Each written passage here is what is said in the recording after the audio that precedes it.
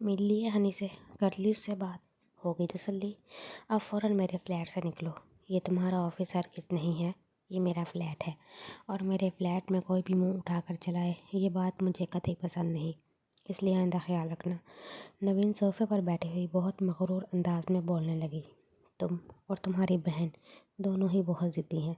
عقل مند لوگ وہ ہوتے ہیں جو سامنے والے کو دیکھ کر ضد کریں۔ اب تم دونوں ہی اپنی اپنی ضد کا انجام بھگتو گی۔ تمہیں تو میں اچھی طرح بتاؤں گا ہی، لیکن اب تمہاری بہن سے بھی اچھی طرح نپٹوں گا۔ اظہار صوفے پر بیٹھی ہوئی نوین کو دیکھ کر بولا۔ اس وقت یہ لڑکی اسے دنیا کی سب سے زہر لڑکی لگی، مگر اس وقت اسے حنین پر بھی غصہ آیا۔ اظہار، 4 دن کی بات ہے، 4 دن کے بعد تو تم روز ہی مجھے دیکھو گے۔ آفٹر آل 4 دن بعد میں تمہارے گھر جو آ رہی ہوں، پھر کون کس سے نمٹتا ہے یہ بھی آگے جا کر دیکھ لیں گے۔ کیا ہوا؟ میری بات سمجھ میں نہیں آ رہی؟ کنفیوژن ہو رہی ہے؟ پلیز جاؤ، جا کر اپنی مما سے پوچھو تمہارے گھر پر کیا قیامت گزر چکی ہے، تم ابھی تک لا علم ہو۔ یقین مانو اس وقت تمہیں وجیہہ کے پاس ہونا چاہیے، اس کے آنسو پوچھنے کے لیے۔ نوین اس کو دیکھ کر ہمدردانہ رویہ اختیار کرتے ہوئی بولی۔ آزاد خاموشی سے نوین کو دیکھتا رہا۔ اس کی باتیں آزاد کا دماغ کھلا رہی تھی۔ وہ آفس کی بجائے اپنے گھر جانے کے لیے نکل گیا۔ یعنی ڈیڈ نے نوین سے شادی کر لی ہے، جب وہ گھر آنے کی بات اتنی بے خوفی اور اتنے کانفیڈنس سے بول رہی ہے۔ اگر ایسی بات ہے تو میں اسے اپنے گھر میں ٹکنے نہیں دوں گا، بلکہ میں اسے ڈیڈ کی زندگی سے بھی نکال دور پھینک دوں گا۔ نوین مرزا، میں تمہیں بخشوں گا نہیں، اب تم صحیح معنوں میں پچھتاؤ گی۔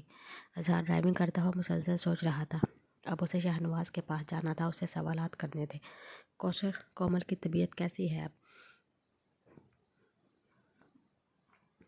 بعد شام میں آفس سے گھر آیا تو کومل کی طبیعت پوچھنے اس کی طرف چلا گیا۔ صبح سے تو کافی بہتر ہے، قومی بیبی اب پہچان بھی رہی ہیں، پر صبح سے ہی خاموش ہے، کسی سے بات نہیں کر رہی۔ کوثر عباس کو کومل کی کنڈیشن بتانے لگی۔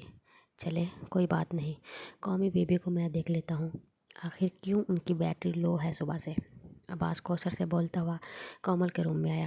وہ اپنے بیڈ پر ٹیڈی گود میں لیے بیٹھے تھے، تو قومی بیبی ٹیڈی کے ساتھ بیٹھی ہیں۔ اس ٹیڈی سے اپنے فرینڈ کو نہیں ملاؤ گے قومی؟ عباس کومل کے پاس آیا، اس کی آنکھوں میں اپنے لیے شناسائی کی جھلک دیکھ کر بیڈ پر اس کے سامنے بیٹھ گیا۔ یہ کسی سے نہیں ملتا، نہ کسی سے بات کرتا ہے، صرف قومی کے سارے سیکریٹ سنتا ہے، کیونکہ اس کے کان بہت بڑے ہیں۔ کسی دوسرے سے وہ سیکریٹ شیئر نہیں کرتا، کیونکہ اس کے پاس زبان نہیں ہے۔ یہ ٹیڈی نہیں ہے، قومی کا بہت اچھا فرینڈ ہے۔ عباس نے نوٹ کیا وہ آج معمول سے ہٹ کر کافی سیریس تھی۔ عباس اس ٹیڈی سے زیادہ اچھا فرینڈ ثابت ہو سکتا ہے۔ بے شک اس کے کان بڑے نہیں، مگر وہ قومی کے سارے سیکریٹس آسانی سے نہ صرف سن سکتا ہے، بلکہ زبان ہوتے ہوئے بھی وہ کبھی قومی کے سیکریٹ کسی سے شیئر نہیں کر سکتا، کیونکہ عباس قومی کا بہت اچھا فرینڈ ہے۔ عباس کومل کو دیکھتا ہوا سنجیدگی سے بولا۔ پھر قومی جو بات عباس سے کہے گی، عباس وہ مانے گا؟ کومل عباس کو دیکھتے ہوئے پوچھنے لگی۔ عباس قومی بیبی کی ہر بات مانے گا۔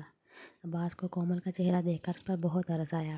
اس کا دل بہلانے کی خاطر وہ بولا، اس ٹیڈی کا شولڈر بہت چھوٹا ہے، قومی اس پر اپنا سر نہیں رکھ سکتی، کیا قومی عباس کے شولڈر پر اپنا سر رکھ کے تھوڑا سا رو لے؟ کومل گود میں موجود ٹیڈی کو پھینک کر اچانک عباس کے قریب آئی اور اس کے کندھے پر سر رکھ کر رونے لگی۔ عباس اس کی حرکت پر تھوڑا سا پریشان ہوا، اسے سمجھ میں نہیں آیا وہ کیا کرے، مگر عباس نے اس کو رونے سے منع نہیں کیا، نہ پیچھے ہٹایا۔ وہ خاموشی سے ویسے ہی بیٹھا رہا اور کومل کو رونے دیا۔ دل ہی دل میں کیا کیا سوچتا رہتا ہے یہ چھوٹا بیبی۔ جب کومل نے رونا بند کیا اور اس کے کندھے پر سر ہٹایا تو عباس اپنی انگلی کے پوروں سے اس کے گال سے آنسو صاف کرتا ہوا پوچھنے لگا۔ عباس اسے اس وقت کسی چھوٹی بچی کی طرح ٹریٹ کرنے لگا۔ قومی کا دل چاہ رہا ہے وہ اس گھر سے دور چلی جائے، قومی کو یہاں سے لے چلو پلیز۔ عباس کومل کی انوکھی سی فرمائش پر سے خاموشی سے دیکھتا رہا۔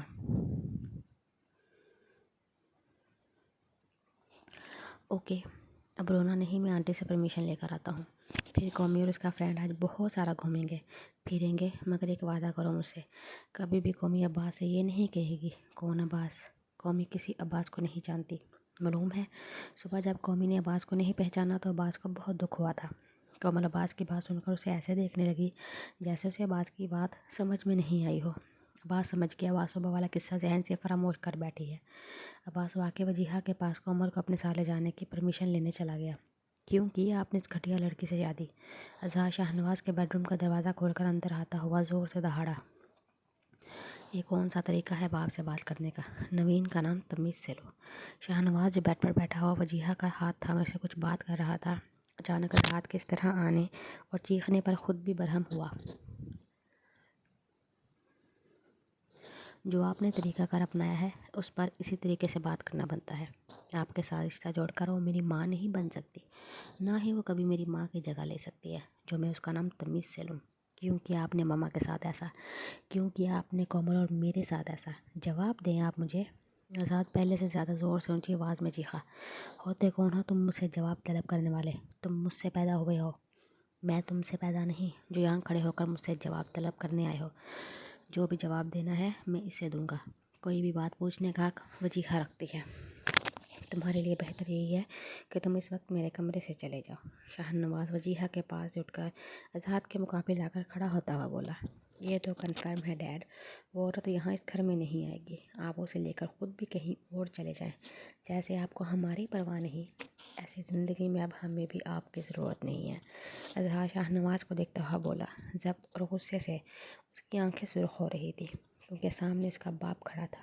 اظہار تو اس پر چیخ کر غصہ کر کے ہی تو اپنے دل کا غبار نکال سکتا تھا۔ نوین آج سے 4 دن بعد اسی گھر میں آئے گی اور یہیں رہے گی۔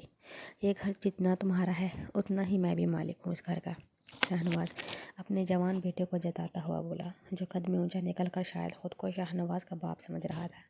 ٹھیک ہے، پھر آپ کو اپنا یہ گھر اور نئی بیوی مبارک ہو۔ میں یا میری ماں اس گھر میں نہیں رہیں گے اب۔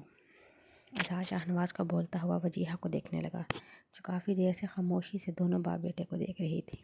تمہیں جہاں جانا ہے شوق سے جاؤ، وجیہہ تمہارے ساتھ نہیں جائے گی۔ شاہنواز اظہار کی آنکھوں میں آنکھیں ڈال کر اس سے بولا۔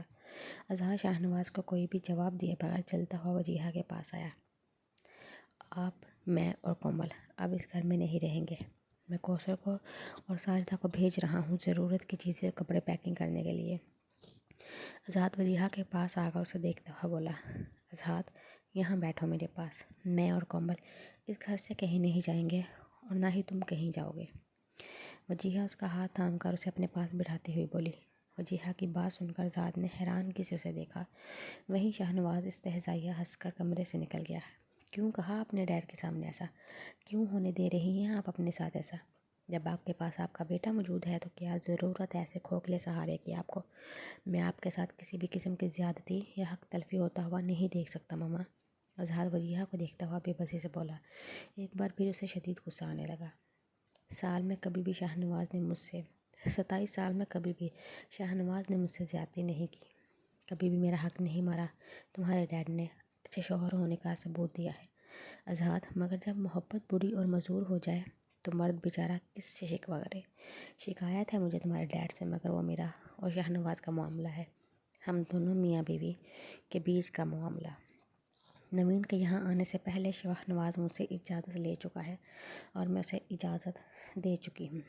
ویسے بھی جو ہونا تھا وہ ہو چکا ہے بیٹا، یوں شور شرابے چیخو پکار سے کچھ بھی پہلے جیسا نہیں ہو سکتا نا، اور اب آگے جو ہونا ہے وہ بھی ہو کر رہے گا۔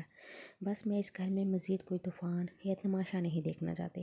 وعدہ کرو اظہار، تم نوین کے یہاں آنے کے بعد کوئی تماشا ہنگامہ نہیں کرو گے۔ وجیہہ تحمل سے اظہار کو اپنی بات سمجھاتے ہوئے آخر میں اس سے وعدہ لینے لگی، کیونکہ اظہار کے چہرے کے تار چڑھاؤ بتا رہے تھے وہ چپ ہرگز نہیں بیٹھنے والا۔ یہ کون سی محبت ہے ماما آپ کے ڈیڈ سے؟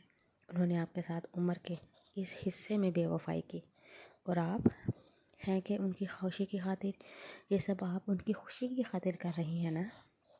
اظہار وجیہہ کا ہاتھ تھام کر پوچھنے لگا۔ وجیہہ اپنی آنکھوں میں آئے آنسو پوچھنے لگی۔ شاہنواز میری حق تلفی نہیں کرے گا، وہ مجھ سے اور نوین سے برابری کا سلوک رکھے گا۔ اس نے وعدہ کیا ہے مجھ سے، مجھے یہاں سے نہیں جانے دے گا اظہار، نہ ہی اس عمر میں میں در بدر ہونا چاہتی۔ بس میں چاہتی ہوں سب اس گھر میں خوش رہیں۔ تم وعدہ کرو ایسے ہی ہوگا۔ وجیہہ ایک بار پھر اظہار سے وعدہ لینے لگی۔ اظہار نے وجیہہ کا ہاتھ تھاما ہوا ہاتھ اپنے ہونٹوں سے لگایا۔ اگر آپ خوش رہیں گی تو میں کوشش کروں گا کہ سب خوش رہیں، لیکن آپ کی آنکھوں میں آنسو آئے تو میں پرومس کرتا ہوں اس دن اس گھر کا ہر فرد روئے گا۔ اذہان وجیحہ کو بولتا ہوا کمرے سے نکل گیا۔ آج 3 دن گزر گئے تھے اور اذہان کا 3 دن سے یہی معمول تھا۔ آفس سے گھر آنے کے بعد وہ اپنے فلیٹ میں چلا آتا، فصیح اور مکرم کے ساتھ 3 دن سے لگاتار ڈرنک کر رہا تھا۔ یہ فلیٹ اذہان کا اسی کام سے میں استعمال ہوتا تھا۔ 3 دن سے تو نے مجھے پریشان کر دیا یار، تو جگر ہے اپنا وہ بات بتا جو تجھے روز پینے پر مجبور کر دیتی ہے۔ میں تیرا دوست، تیرا یار، تیرا بھائی تیری ہیلپ کروں گا، بول دے تجھے کیا پرابلم ہے، تجھے کیا چاہیے۔ اذہان گلاس سے منہ سے لگائے وائن پینے میں مگن تھا، تب فصیح اس سے پوچھنے لگا، مگر اذہان نے فصیح کی بات سن کر بغیر کچھ بولے گلاس ٹیبل پر رکھا اور اپنا سر صوفے کے پیچھے ٹیک کر آنکھیں موند لی۔ تو بولنا تجھے کیا چاہیے میرے دوست۔ فصیح خود بھی نشے میں اذہان کا ہاتھ ہلاتا ہوا بولا، اس سے پوچھنے لگا، جس پر اذہان نے نشے سے سرخ آنکھیں کھول کر فصیح کو گھورا اور فصیح کا ہاتھ جھٹکا، اپنے لیے دوبارہ ڈرنک بنانے لگا۔ تو اس کو کیا دے سکتا ہے سالے، تو خود اپنے باپ کے رحم و کرم پر چل رہا ہے۔ مکرم نشے میں بے ڈھنگے پن سے قہقہہ لگاتا ہوا فصیح کا مذاق اڑانے لگا۔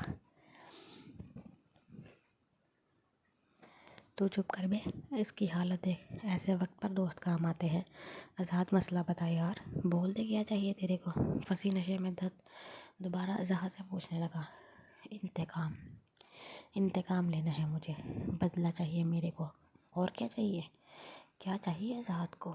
اذہان نشے میں فصیح کو دیکھتا ہوا بولا، پھر سوچنے لگا، اپنے باپ اور نوین سے اسے انتقام لینا تھا، اس کے علاوہ اور کیا چاہیے تھا اس کو؟ نشے سے چور آنکھوں کے سامنے اس کا حسین چہرہ نظر آیا۔ ہاں ہنی، وہ بھی چاہیے اذہان کو، اذہان یاد کرتا ہوا بولا، پھر زور سے ہنستا ہوا گلاس میں بچی ہوئی ڈرنک پینے لگا۔ میں تیرا دوست، تجھے ہنی لا کر دوں گا، تو فٹافٹ ایڈریس بول، ایک کال کرنے کی دیر ہے، میرے آدمی آج رات کو ہی تیری ہنی اس کے گھر سے اٹھا لیں گے۔ فصیح ہوش کھوئے ہوئے پہلے ہی بیٹھا تھا، جوش میں آ کر اذہان سے بولا، فصیح تو دکھنے میں جتنا عجیب ہے اس سے زیادہ عجیب تیری لینگویج ہے، مت منہ کھولا کر یار میرے سامنے، وہ بھابھی ہے تیری، آئندہ اس کا نام مت لینا، عزت ہے اسے، ورنہ میں تیرے یہ سارے دانت توڑ دوں گا۔ ٹوٹے ہوئے دانتوں کے ساتھ جتنا واہیات لگے گا نا، کوئی لڑکی پیسہ لے کر بھی تجھے منہ نہیں لگائے گی۔